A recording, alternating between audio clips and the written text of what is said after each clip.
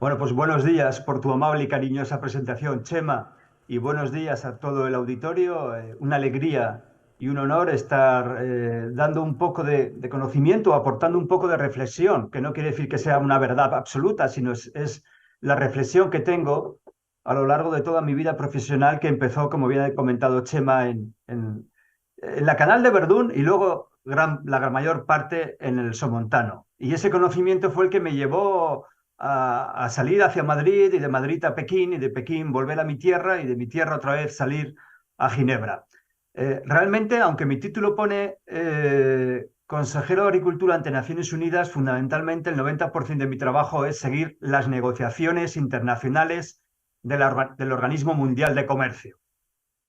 ¿Y por qué? Pues porque nada de lo que pasa en el mundo es ajeno o tiene que ser ajeno para la agricultura española o para las empresas eh, españolas. Somos una potencia exportadora y somos también un continente, o sea, una asociación de países, la Unión Europea, que es un actor clave en el comercio mundial.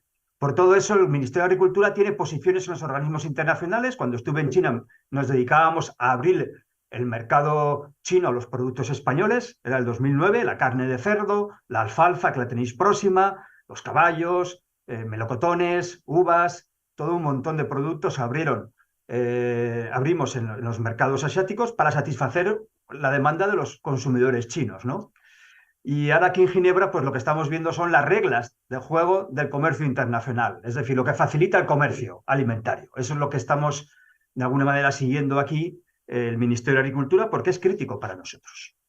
Bien, eh, yo simplemente quería transmitir, pues, una visión global de lo que está pasando en el mundo, en la alimentación, para que, bueno, pues ayudar a comprender todo lo que está pasando y todo lo que puede influir a nuestro sistema alimentario.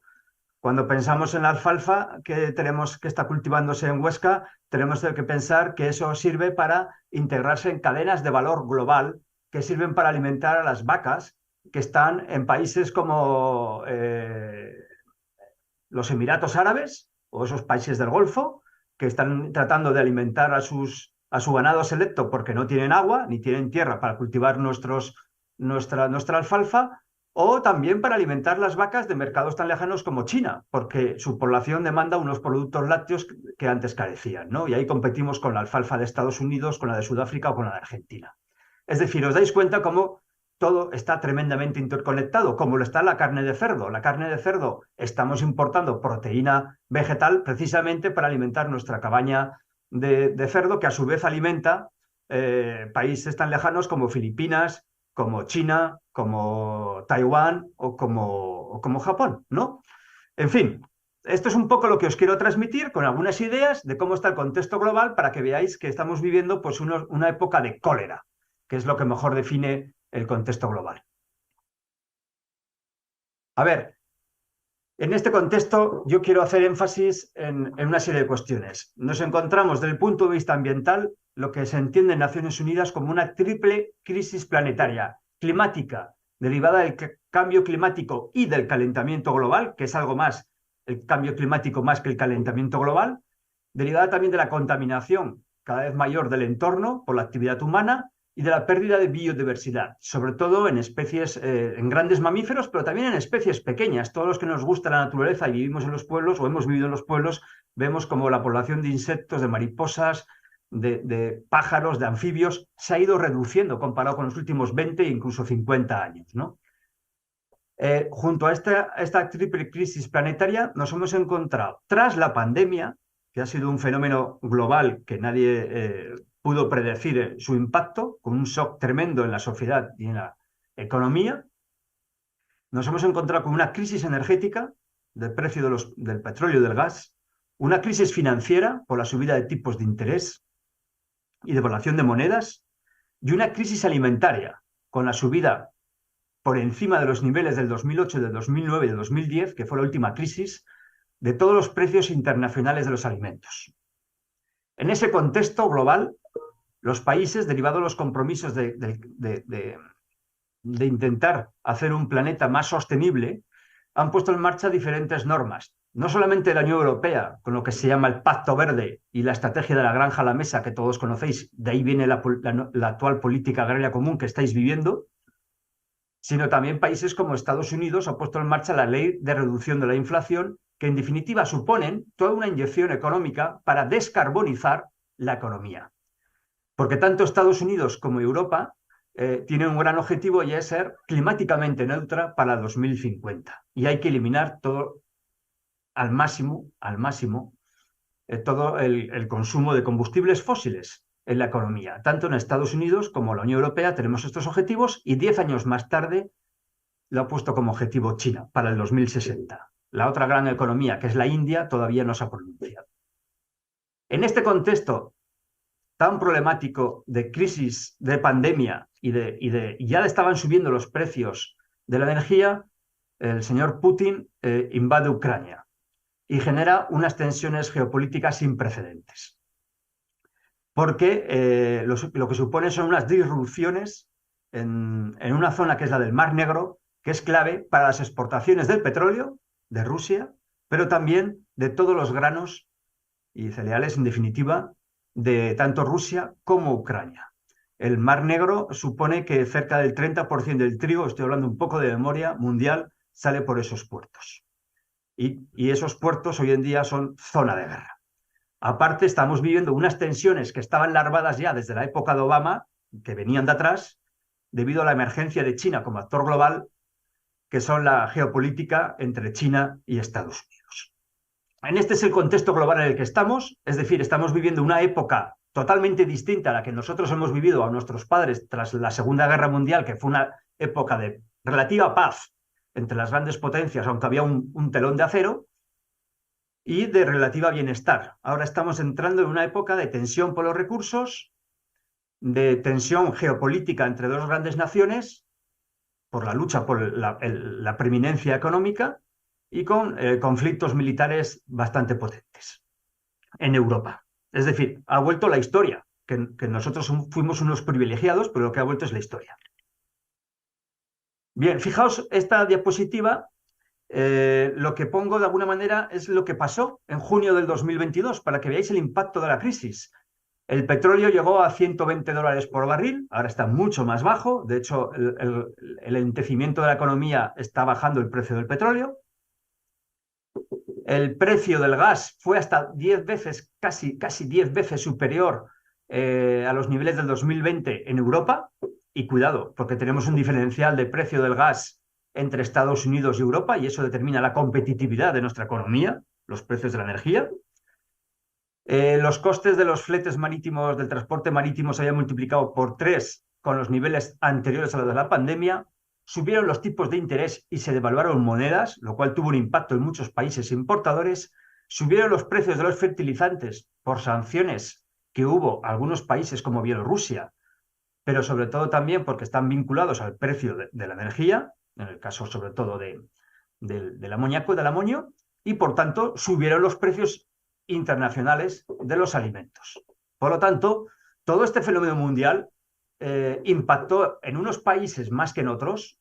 Cuanto más autónomos eran a nivel de energía, menos sufrieron estos impactos, pero en general ha sufrido todo el mundo. Es decir, la situación que hemos vivido a partir del 2022 y que estamos terminando de vivir porque las cosas han ido mejorando, no es algo español, no es algo europeo, ha sido algo global. Y esto es importante porque yo creo que los que tenemos este conocimiento tenemos que hacer pedagogía. Muy bien. El reto que tenemos en el mundo internacional es cómo cooperar en un mundo fragmentado, derivado de las guerras y las tensiones geopolíticas, y con una opinión pública polarizada. Los problemas son tan complejos que no pueden ser respondidos con un blanco o negro, o con un sí o un no. Nunca la realidad se responde de una manera sí o no, o blanco o negro. Y eso es algo a tener en cuenta.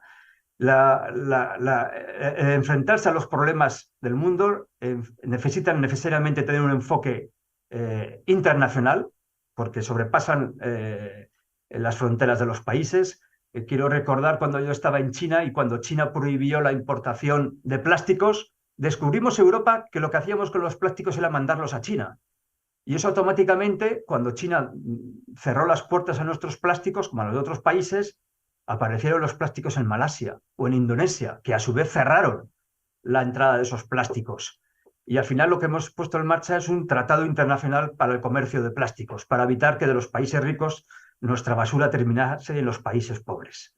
Probablemente esos plásticos hoy no los encontramos más en África que en estas partes del mundo, ¿no? Si os dais cuenta, ni desde Aragón ni desde España tenemos esta capacidad de tener estos problemas en la cabeza, ni tampoco es la misión de España poner en este momento una solución a los mismos. Pero sí que es la misión del gobierno de España, es la de trabajar con otros gobiernos en el mundo multilateral para dar una solución a este problema global. Y lo mismo pasa con el comercio internacional, con el cambio climático, con el acceso al agua o la lucha contra el hambre. Son cuestiones que necesitan el trabajo de todos los países y eso es lo que se llama multilateralismo, que además implica que las decisiones se tienen que tomar por consenso.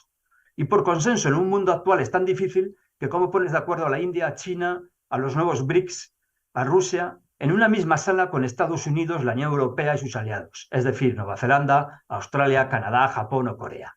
Tremendamente complicado. Por eso hay una fragmentación del mundo, del comercio, y encima hay una presión política hacia los políticos, y la estamos viendo en todos los países, de una opinión pública polarizada, donde las redes sociales alimentan lo peor de cada casa. Esta es una opinión personal. Bien, para hablar de los sistemas alimentarios, y le pido al moderador también que me vaya acelerando o recortando el discurso en función del tiempo, me gusta hablar de la demanda alimentaria. Y la demanda alimentaria dice que vamos a pasar de los 8.000 millones de personas que somos en la actualidad a 9.700 en el 2050. Y que la mitad de este crecimiento de la población se va a producir en países como Nigeria, Congo, Etiopía, Egipto, Tanzania, Uganda, Indonesia, un poquito en Estados Unidos, un poquito más en la India. Es decir, el África subsahariana y el sudeste asiático van a protagonizar el crecimiento de la población mundial, de los 8.000 a los 9.700 millones de habitantes para el 2050. ¿Dónde queda Europa? Pues Europa está con el 6% de la población envejecida. Hemos visto cómo nuestros censos han aumentado por el crecimiento de población foránea en España, y es un ejemplo de lo que está pasando en otros países, que somos 48 millones ya en la actualidad, 48 millones,8 creo recordar.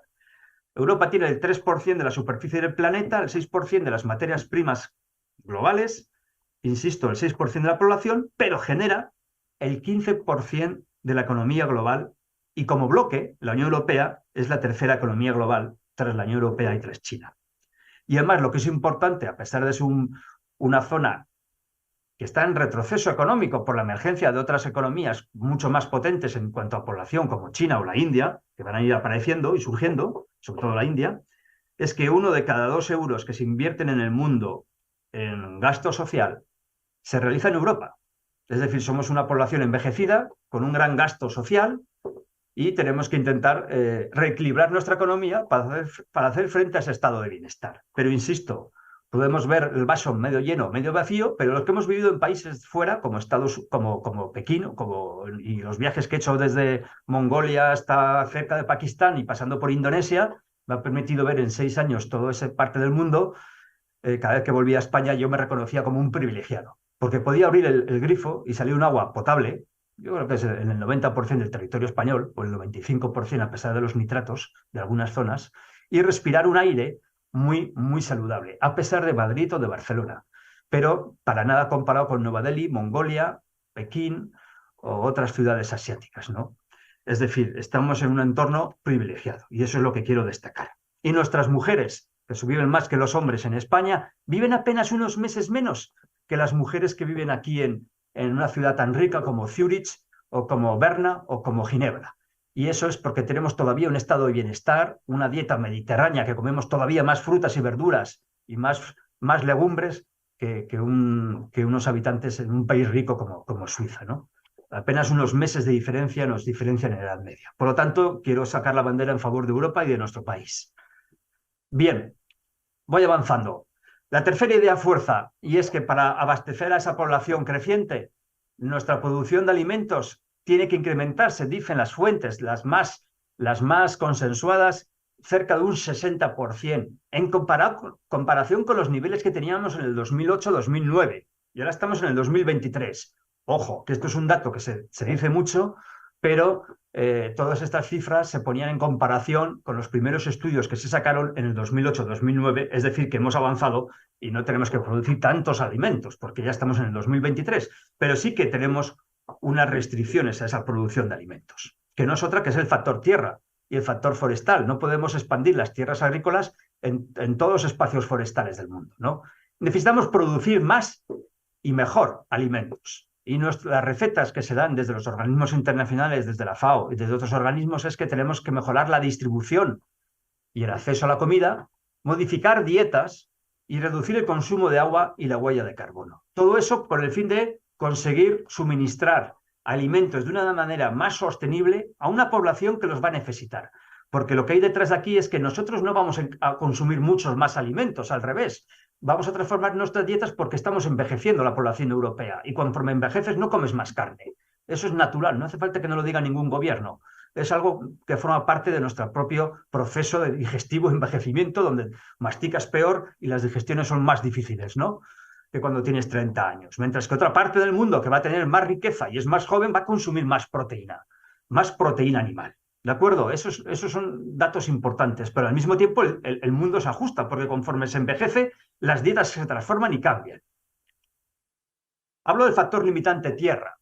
Y es que es importante destacar que aproximadamente el 38% de la superficie del planeta se destina a la agricultura y un tercio de esa tierra se destina a tierras de cultivo y 2 tercios son praderas y pastizales, pastoreo, en definitiva. De toda el área cultivable del planeta, de la que se cultiva en el planeta, la mitad son cereales. Y hemos ido perdiendo hectáreas cultivadas por persona. En el año 60 teníamos 0,45 hectáreas por persona y ahora tenemos 0,18. ¿Por qué? Porque cada vez más tierra agrícola se convierte en tierra urbana o se cierra esa tierra por el crecimiento de infraestructuras o porque se erosiona y porque también ha crecido el número de personas en el planeta. Por lo tanto, tenemos unas ecuaciones que nos obligan a producir más alimentos y ser más productivos y más sostenibles. El concepto de intensificar la sostenibilidad.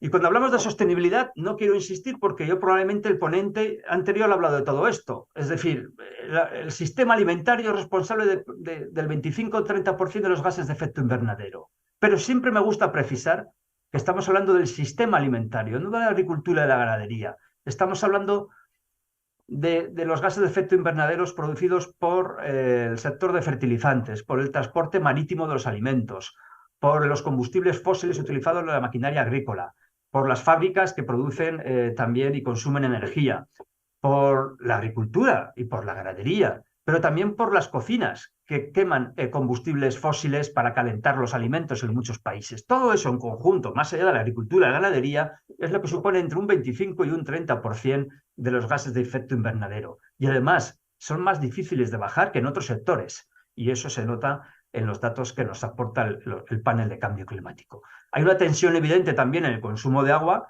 porque va a ser cada vez un bien más escaso. A mí siempre me gusta poner como ejemplo una cuestión en muchas gráficas. Resulta que aquí una botella de agua en la estación de trenes de al lado de mi casa, entre Lausanne y Ginebra, me cuesta más que una botella de leche que viene de una ganadería ecológica, con una botella de cristal preciosa, una etiqueta preciosa, cultivada en pastos de montaña, y resulta que este litro de leche me cuesta menos que un botellín de, no sé, menos de medio litro de agua.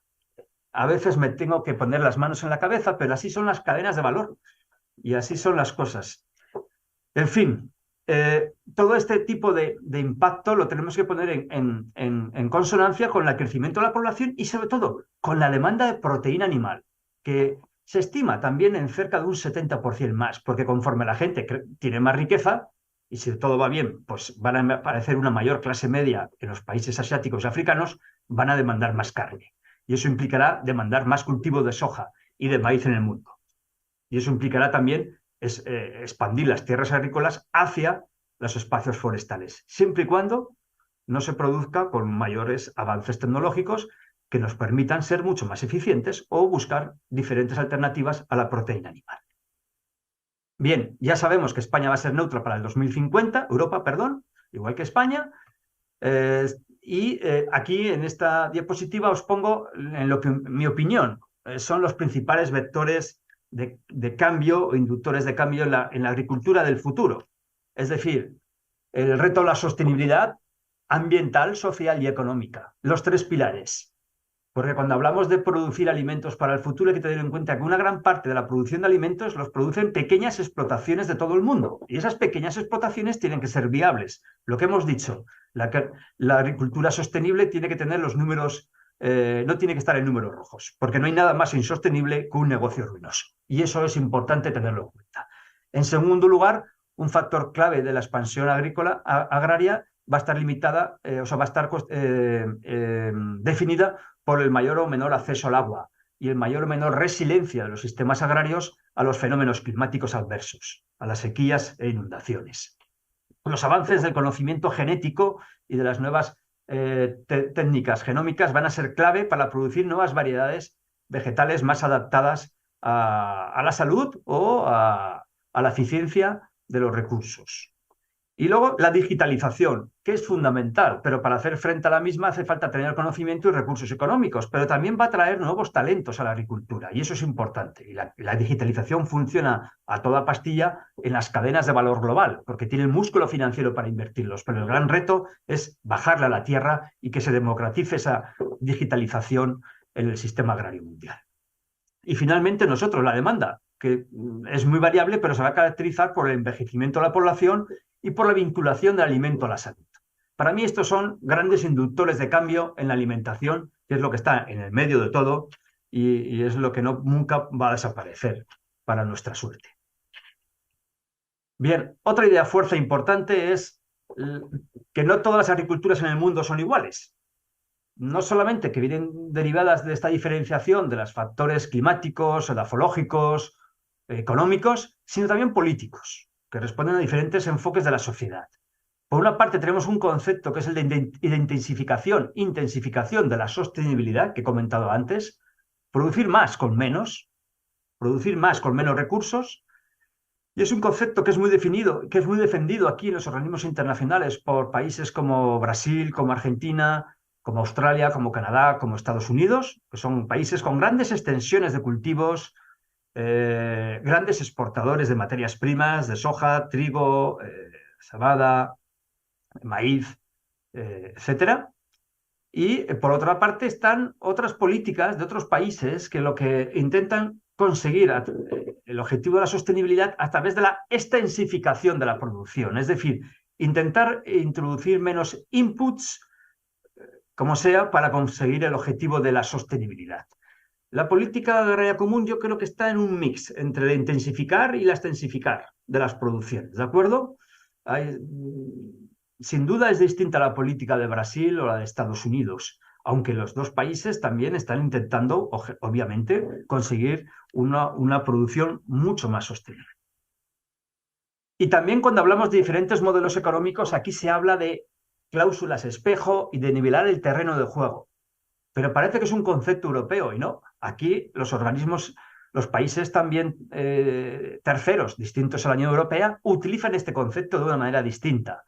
Y es que hacen referencia a los enormes subsidios que dan los países ricos, como Estados Unidos, también como China y como la India y como la Unión Europea, sobre todo también, de los cuales carecen las agriculturas de estos terceros países. ¿Por qué? Pues porque no tienen capacidad económica ni capacidad fiscal para poder aportar tantos millones de dólares a la agricultura.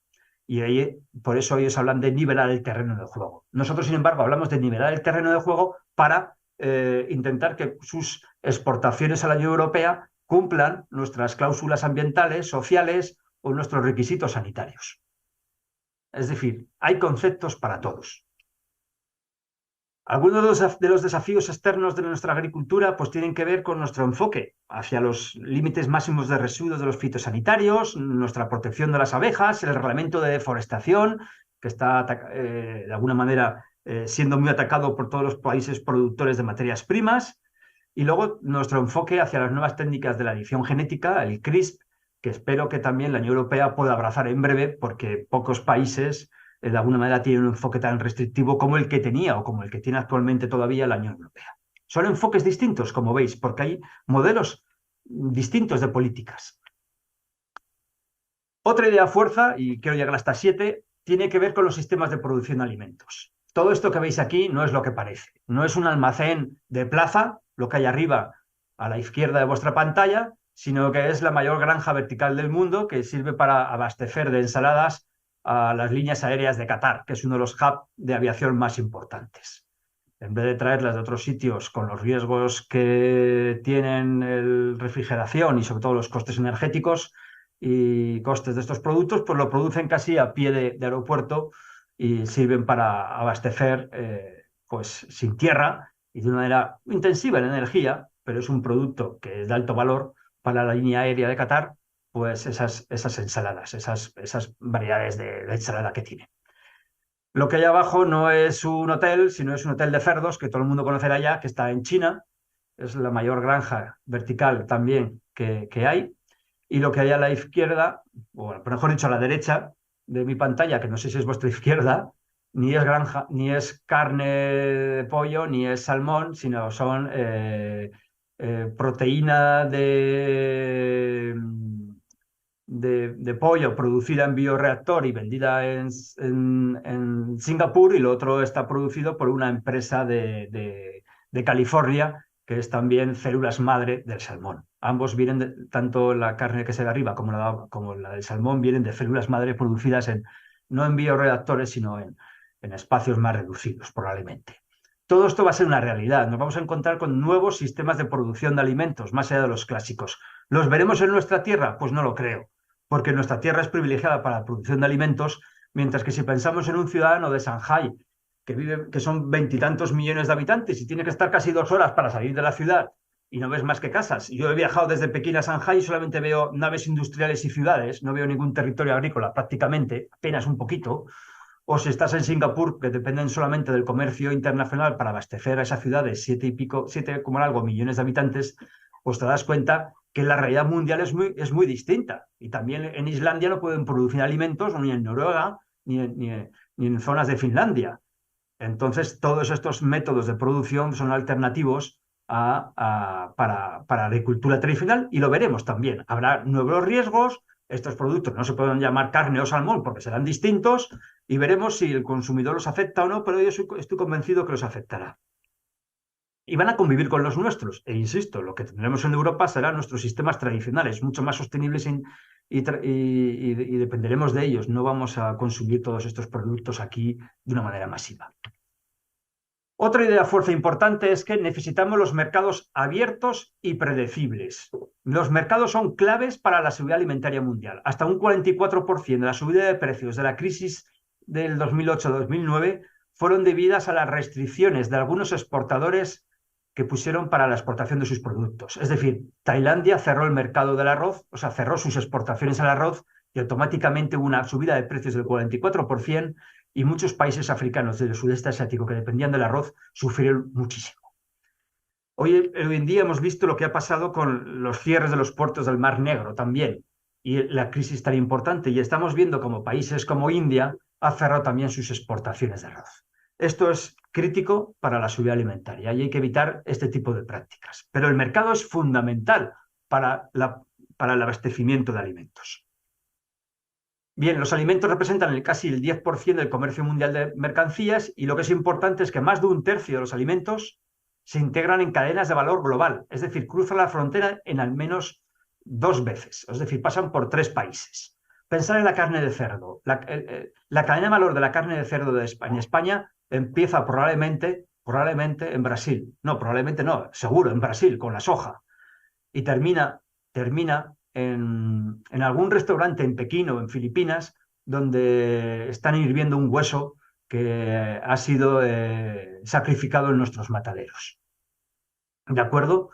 Esto es una cadena de valor del cerdo. Tienes que comprender desde el origen hasta el final todo este tipo de factores. Por eso Brasil, que es el primer productor ya mundial exportador, o mejor dicho, el primer exportador mundial de maíz y de soja, va a ser un país clave para la producción de carne de porcino a nivel mundial. Y va a ser nuestro principal competidor mundial en los próximos años. Y los países en desarrollo y emergentes ya representan un tercio del comercio mundial. En el 2000 los tres productos fundamentales eran el trigo, la soja y el café, mientras que en el 2021 es la soja, el maíz y el aceite de palma. Fundamentalmente tres materias primas de la industria alimentaria. Soja y maíz para alimentación animal y el aceite de palma para toda la industria alimentaria.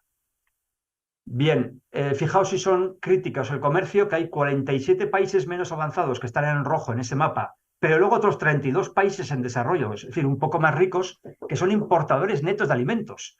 Desde Botswana, Costa de Marfil, Cuba, Egipto, El Salvador, Gabón, Honduras, Jamaica, Jordania, Kenia, Marruecos, Venezuela, República Dominicana, Túnez, Sri Lanka, Senegal, países próximos culturalmente y próximos geográficamente, necesitan del mercado para abastecerse de alimentos. Cuando la crisis de 2022, recuerdo que Túnez tenía que ser auxiliado por los organismos multilaterales para que le prestasen un dinero para que los barcos cargados de trigo que no venían de Rusia ni de Ucrania porque estaban paralizados por la guerra y venían de Francia, pudiesen desembarcar su producto en el puerto de Túnez, porque si no, no desembarcaban, si no tenían dinero contable. Y ese dinero lo conseguían a través de unos préstamos de los organismos multilaterales.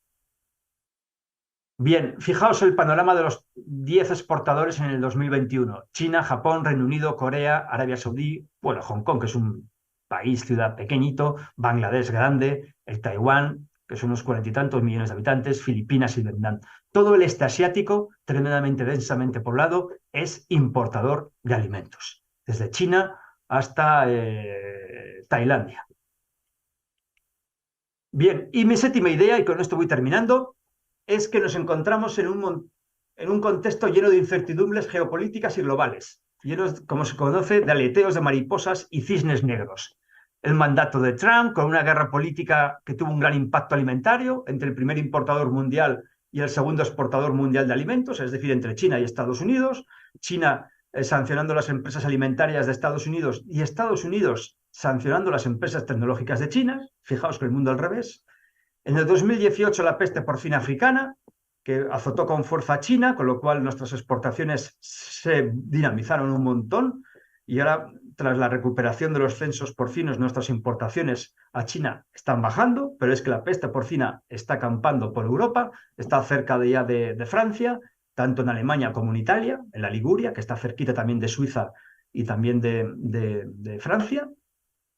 El coronavirus, la pandemia que vivimos, con el cierre de los mercados, y luego la agresión militar rusa a Ucrania que la hizo Putin cuando más tenso estaba todo el mundo saliendo de una pandemia y pensando que él podría salirse con la suya. Todo esto son incertidumbres geopolíticas y globales, que todos estos problemas los think tanks los tienen contemplados, pero nadie prevé que puedan surgir en tan poco tiempo o que es el momento donde pueda surgir una guerra o pueda surgir una pandemia o aparezca un disruptor de la política internacional como fue Trump, que quería retirarse de todos los organismos internacionales. Bien, pero fijaos que incluso... bien, y lo que pongo debajo de esta fotografía es, porque eso es un telón de fondo, es el calentamiento global, el cambio climático. Esto es una realidad que está allí y esto induce, pues, que hoy en día, cuando estaba hablando con el consejero de Estados Unidos, me estaba comentando los problemas que tenían los transportistas de cereales en el Mississippi, porque la sequía había bajado la altura del río y el calado de los barcos no permitía pasar. Pero esto ya se había hablado en una reunión aquí en Ginebra hace 2 años, que era un gran riesgo y que era necesario invertir en dragar según qué ríos para que los barcos o adaptar el transporte a los ríos porque los barcos no pasaban. Está pasando en el canal de Panamá y está pasando también ha pasado también en Brasil, ¿de acuerdo? Y el año pasado pasó en el Danubio.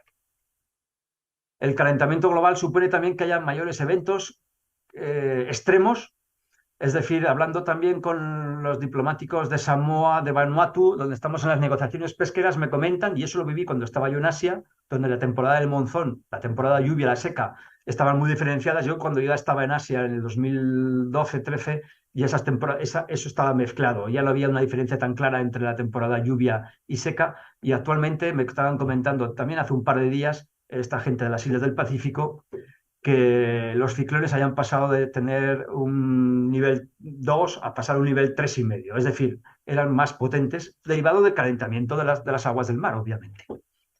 Bien, fijaos también que las disrupciones que ha habido en los mercados mundiales por la guerra, y veis aquí en este gráfico Ucrania, cómo disminuyó la exportación de trigo, y no es uno de los principales actores, en un 32% de enero a junio del 2022 durante la guerra frente al 2021, pero la disminución de la exportación de trigo de Canadá y de Estados Unidos fue mucho mayor que la de la guerra y fue producida por las sequías, es decir, por la incertidumbre climática. Y sin embargo, todas esas producciones fueron compensadas por los países exportadores de Argentina, Brasil, Australia y por la India y por la Unión Europea, fundamentalmente. ¿De acuerdo? Por lo tanto, el mundo necesita que los países productores puedan producir alimentos tanto en el hemisferio norte como en el hemisferio sur, porque ante una crisis podemos, de alguna manera, ser más resilientes.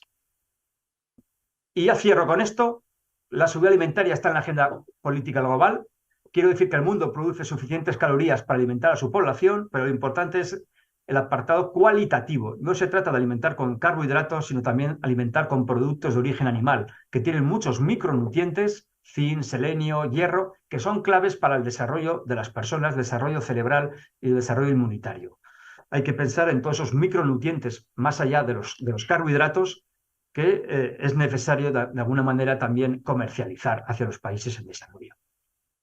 Y cierro ya, no sé si me he extendido demasiado, ya me perdonaréis, pero me gusta poner esta fotografía y pongo una zanahoria y pongo un teléfono. Y lo que quiero decir es que hay más conocimiento en la zanahoria que en los chips que hay metidos en el más inteligente de nuestros teléfonos de última generación. El genoma de la zanahoria tiene más conocimiento y la vida ligada a la zanahoria tiene mucho más conocimiento del que todavía estamos necesitados de aprender que lo que estamos incorporando en los chips de la tecnología. Podemos prescindir de los chips mejor o peor, nuestra vida se va a resentir, pero la vida va a continuar, pero de lo que no podemos prescindir es de la agricultura. Y detrás de cada plato que comemos en la mesa tenemos un agricultor, y eso es importante pensar. El mundo se puede transformar mucho, mucho, mucho, pero la agricultura va a continuar y tenemos que evitar que la agricultura y los alimentos sean un arma geopolítica en el escenario actual. Y nada más, muchas gracias y espero que se me haya escuchado y lamento mucho no estar ahí compartiendo estas jornadas con los regantes de los riegos del Alto Aragón y les deseo pues un buen año de riego, el mejor tiempo y una buena política. Gracias.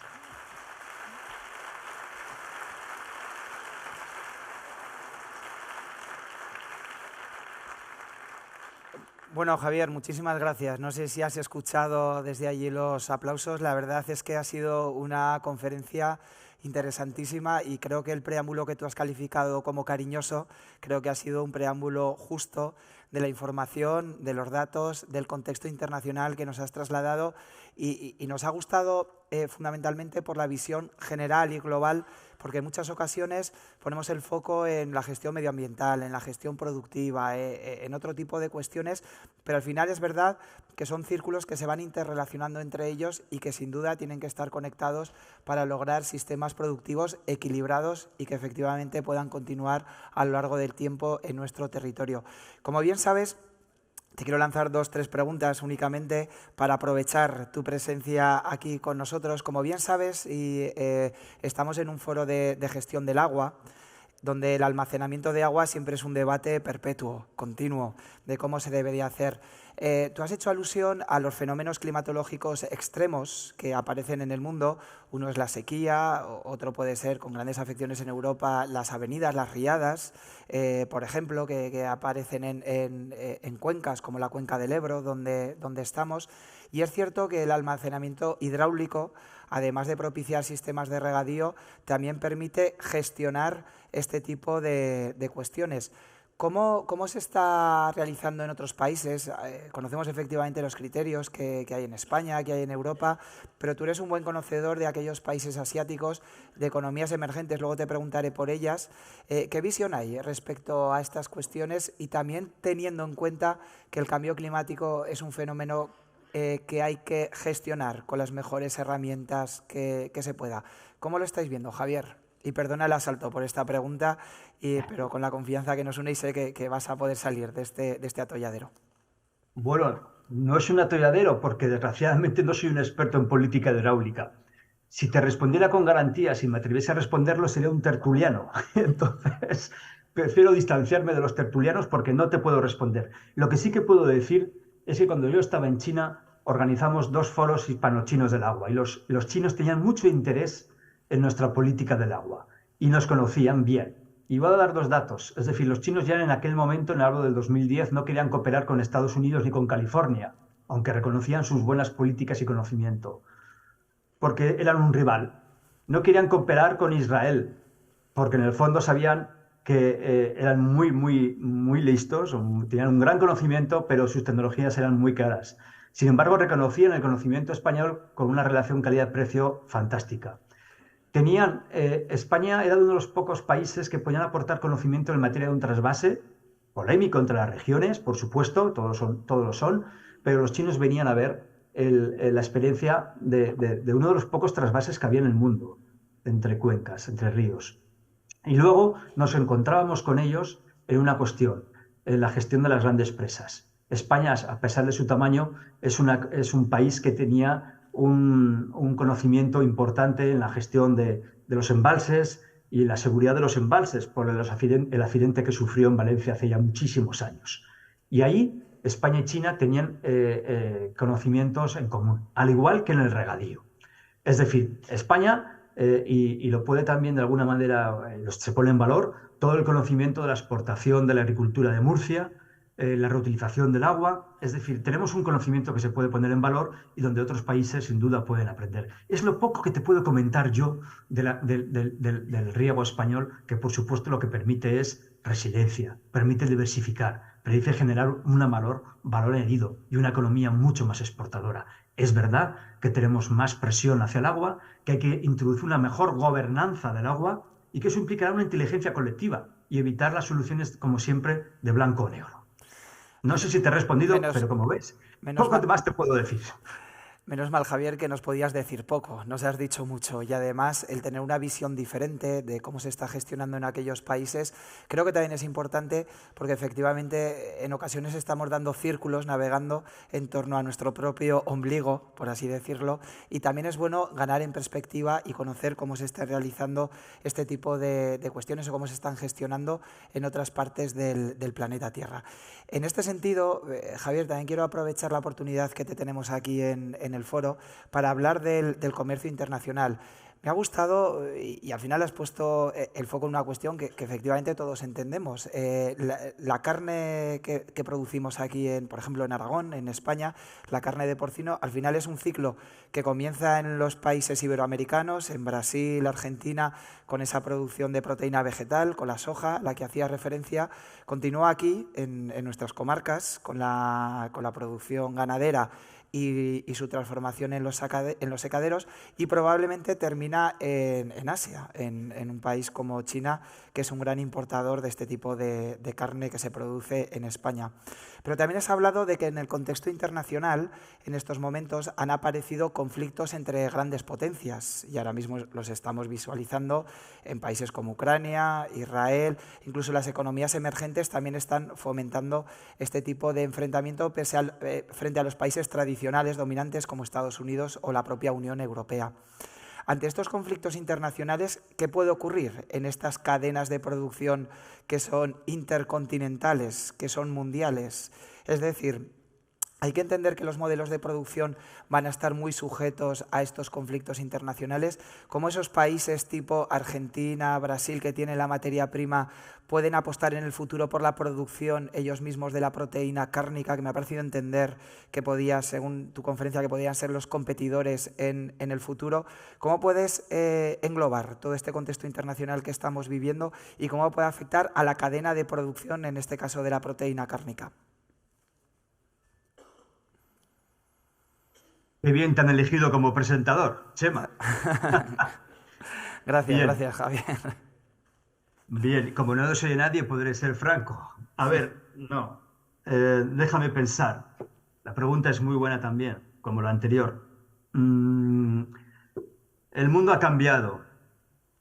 Rusia ha expulsado, y estamos hablando del primer exportador de trigo mundial, y ha expulsado a los operadores logísticos internacionales, a las 4 o 5 grandes compañías mundiales que controlan el comercio internacional de cereales, que se conocen por las siglas de A, B, C, D. Pues los ha expulsado y Rusia queda para los rusos. Pero ahora imaginemos todo el comercio de ese trigo mundial está también anclado en operadores de servicios financieros y logísticos y seguros. Interviene desde Lloyds con los barcos en Londres hasta todo el entramado financiero que hay aquí en Ginebra. En el momento que aparecen sanciones contra los operadores rusos, contra Rusia, se contamina también el sector alimentario de este tipo de problemas y los operadores financieros mundiales, los bancos internacionales, desean dejar de operar con los rusos porque eso les puede llevar a un cierto riesgo y a una mayor complejidad en sus operaciones frente al trabajo que hacen con operadores occidentales, que es más fácil porque no hay problemas de sanciones ni nada. Aunque, insisto, ni la alimentación de los fertilizantes rusos están sujetos a sanciones, pero les impacta indirectamente. Entonces, este mundo se ha ido para trabajar con Rusia hacia otro país o hacia otras zonas amigas que son Dubái. Y eso es lo que se llama por el concepto de friendshoring, es decir, hacer comercio con los amigos. Pero a su vez en Estados Unidos aparece también una empresa que se llama COFCO, que es una empresa pública china que está cada vez atesorando más las compras de la materia prima en Estados Unidos. Es decir, aparece un mayor protagonismo del comercio gobierno a gobierno, a través de operadores públicos, tanto en Rusia como en China. Y estamos hablando de actores muy importantes en el comercio de materias primas. Por lo tanto, estamos viendo cómo se está remodelando el comercio mundial derivado de las tensiones geopolíticas. Es decir, hay dos conceptos. El de la pandemia fue el nearshoring, es decir, acercar las cadenas logísticas debido al riesgo país que teníamos en China, sobre todo a nivel de la producción industrial. Eso a nivel de alimentación no pasa porque de alguna manera no vas a mover la agricultura de China cuando es un gran importador, ni vamos a mover la soja de Brasil, pero sí que vamos a ser un poco más soberanos en alguna materia prima con el fin de depender un poco menos de un país, ¿no? Pero también la guerra ha generado que los inversores ya no puedan poner todo su dinero en una zona muy importante del mundo que necesitaba más eficiencia logística y productiva como era toda la zona del Mar Negro, porque hay una guerra y hay una tensión geopolítica que es impredecible en el futuro y ha separado drásticamente ese comercio. Por lo tanto, quedan menos países para invertir y eso hay que tenerlo en cuenta. Y uno de esos pocos países donde tiene todas las ventajas competitivas del mundo, pues son los países que tienen materias primas, una regulación menos estricta y unos costes menores. Por eso Brasil va a ser es uno de los países diana para recibir inversiones en todo lo que es la expansión de la agricultura y la generación de valor añadido en esa agricultura. ¿De acuerdo? Por eso quería decir esto. Pero el mundo ha cambiado hacia el concepto de nearshoring, es decir, acercar las cadenas logísticas, sobre todo las industriales, hacia los países que consumen los productos y luego el friendshoring, de hacer negocios con los amigos. Y eso lo estamos viendo por la fractura entre China y Rusia y sus aliados frente al bloque occidental. Eso también está afectando al negocio, al comercio alimentario y sobre todo Rusia está haciendo una narrativa geopolítica y donde el comercio de trigo tiene un componente geopolítico, sobre todo para los países africanos, que antes no lo tenía y que solamente dependía fundamentalmente del comercio de las 5 grandes multinacionales. No sé si me he explicado. Javier, ha sido una delicia el poder escucharte. Nos has dado una información general, no sé si nos has dejado más tranquilos o menos. Lo cierto es que el contexto internacional es complejo. Lo que está claro es que nos afecta en nuestra vida cotidiana, en las explotaciones agropecuarias que tenemos dentro de nuestra comunidad, y al menos el poder realizar este diagnóstico general pues también nos permite poder tomar decisiones en el futuro, en las políticas públicas, en las gestiones cotidianas que se hagan, y de alguna forma tratar de ser resilientes también a esta cadena de producción mundial en la que desde Aragón y desde España también estamos integrados. Creo que la siguiente mesa redonda, por lo que veo, ya está preparada. Son las 1:30 del mediodía. Todavía nos queda una hora de pequeño debate aquí entre diferentes representantes de administraciones públicas. te emplazamos a que nos acompañes en otra edición de esta jornada informativa de riegos del Alto Aragón y simplemente te queremos despedir con un fuerte aplauso que espero llegue allí a tu despacho.